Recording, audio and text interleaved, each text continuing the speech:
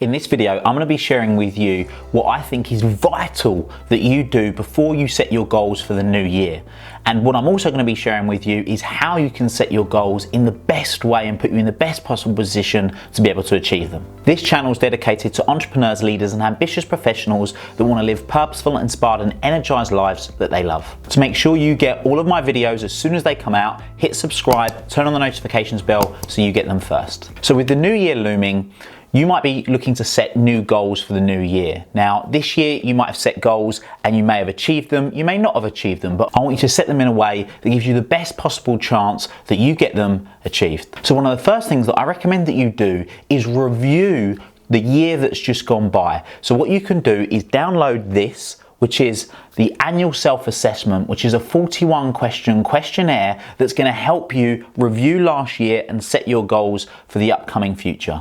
Now, the first 28 questions in part 1 were what I've taken from Napoleon Hill, and Napoleon Hill used to do this process. If you're not familiar with Napoleon Hill, he wrote a book called Think and Grow Rich, and it's a fantastic book that I highly recommend that you read. What this process will do is it will get you to reflect so you can get a good understanding of how you behaved, what went well, and start to get you thinking about the changes that you want to make in the upcoming year. And as well as those changes, also identify what's gone well that you can continue to do moving into the coming year. One of the other resources that I highly recommend that you use to your benefit is this, which is the happiness monitor. So if you haven't done it before, then head to the show notes down here where you can download the annual self-assessment and the happiness monitor. Now, the happiness monitor just prompts you to score your life in 20 areas, everything from sleep to stress to work-life balance to your health and fitness, you name it. We write them down there and then you just score yourself 1 to 10.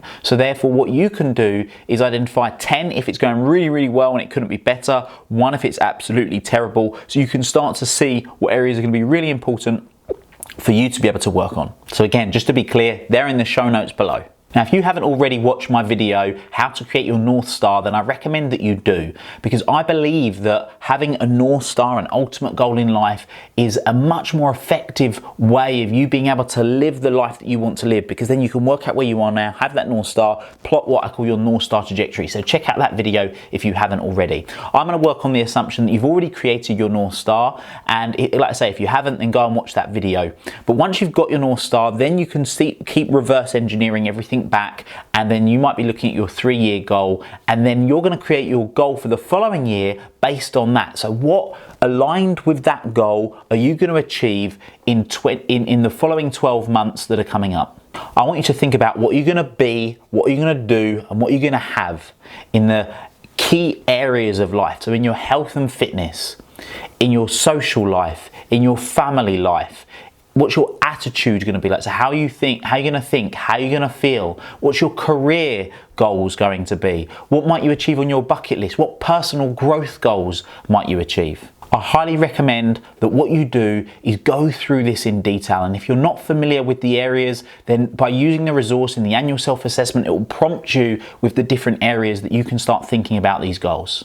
Now, when you're setting these goals, I highly encourage you to make them SMART. So specific, measurable, achievable, realistic, and time frame, which obviously they're time frame because of we're doing them for 12 months. But in addition to that, I also recommend that you make them positively phrased and in the present tense. So what I mean by that is if you want to be a particular weight, so let's say I want to be 75 kgs, then don't say I don't want to be 80. So you want to be focused on the thing that you do want.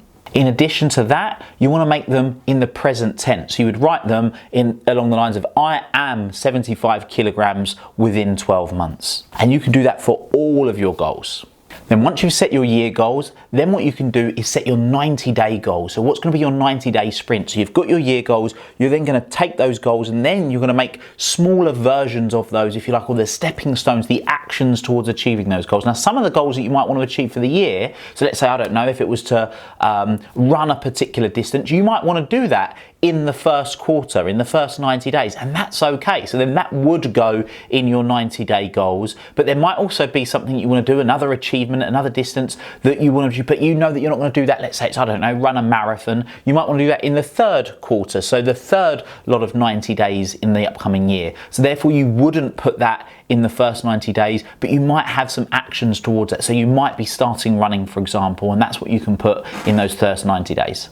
Then once you've set those 90-day goals, you're then going to break those down for the 30-day goals. So effectively the first month, which if you're setting this at the end of the year and you're doing it for the new year, then it's going to obviously be January. So I hope you found this beneficial. Remember, head to the notes and make sure you download the annual self-assessment and the happiness monitor, 2 resources that I'm going to gift you for free, so you can set goals that you not only set, but most importantly, put yourself in the best position to be able to achieve as well. If you found this useful, please comment below. Again, remember to hit subscribe, hit the notifications bell. I'd love to hear from you and what it is you're getting up to with your goals for the upcoming year. So please post those in the comments, and I look forward to seeing you very soon on another video.